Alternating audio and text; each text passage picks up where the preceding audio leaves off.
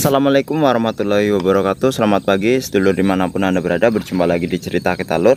Kali ini di pagi hari ini kita akan memanen padi seadanya. Karena ini padinya terkena wereng, lembing dan ulat.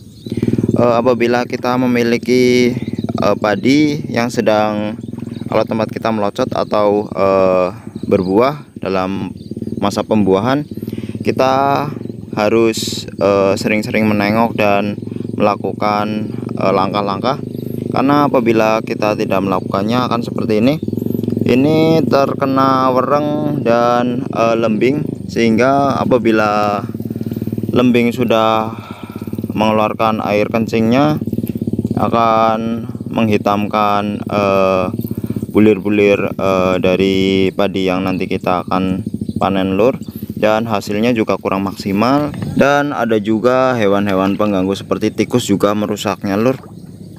Seperti ini, pohon-pohonnya akan tumbang, dan ketika terkena banjir juga biasanya tikus-tikus tersebut naik ke pohon-pohon seperti ini.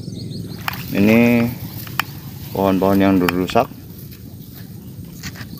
jadi dihancurkan semuanya lur, dan dimakan bagian tengahnya. Untuk pohon-pohonnya bisa kita lihat ini seperti ini. Kita fokuskan. Nah, ini dimakan bukan karena ini dipotong atau gimana. Dan apabila makanannya sudah mulai menipis, tikus-tikus akan merusaknya. Dan biasanya burung-burung juga membuat sarang untuk bertelur juga. Namun kalau kali ini banyak sekali hewan-hewan seperti tikus yang merusaknya, karena untuk persediaan makanannya sudah mulai menipis lur, persediaan makanannya. Dan bisa kita lihat syah. Dan itu adalah burung-burung yang memakan padinya juga lur. Syah. Bisa kita lihat, kita harus benar-benar menangani apabila padi-padi di sekelilingnya sudah mulai berkurang atau sudah dipanen lur. Karena ini penanaman, atau kalau tempat kita namanya tanjang, karena dulu pernah terkena banjir. Oke, langsung saja kita ambil atau kita panen lur.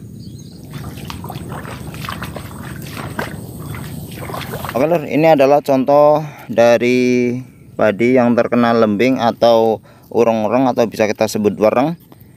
Seperti ini akan menghitam karena ini bekas air kencing dari lembing juga, dan putih-putih seperti ini lur. Ini yang tidak berisi, atau tempat kita namanya gabuk, seperti itu lur.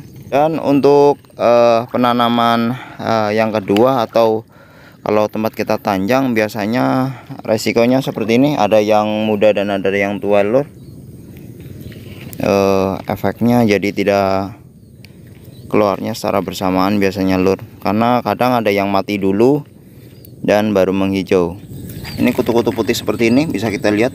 Ini juga hewan pengganggu juga yang merusak tumbuhan padi. Dan ini padi yang tidak berisi atau gabuk.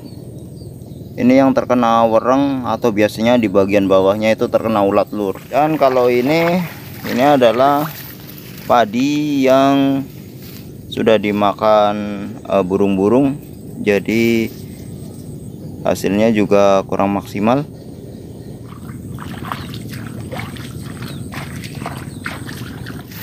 Jadi apabila kita ingin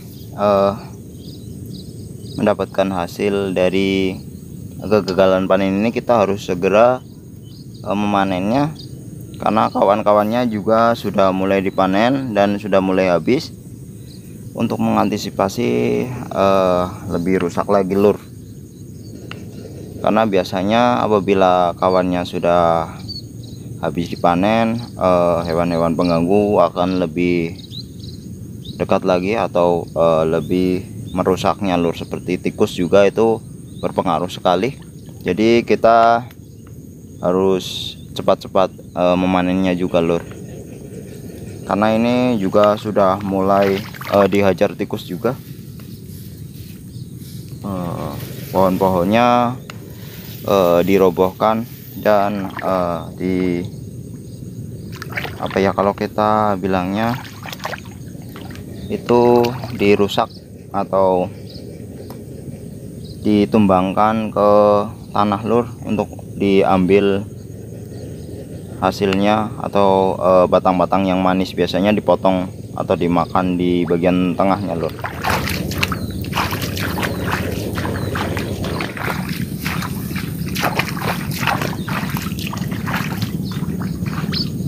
Oke, mungkin bisa kita lihat ini adalah contoh-contoh padi yang berisi atau aos seperti ini lur. Contoh-contoh padi yang tidak berisi atau gabuk kalau tempat kita.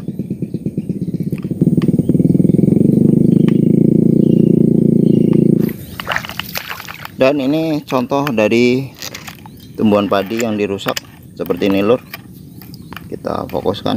Nah, jadi untuk bagian dalamnya itu dipakai untuk sarang, entah itu burung atau biasanya tikus juga. Bisa kita lihat. Terima kasih. Wassalamualaikum warahmatullahi wabarakatuh.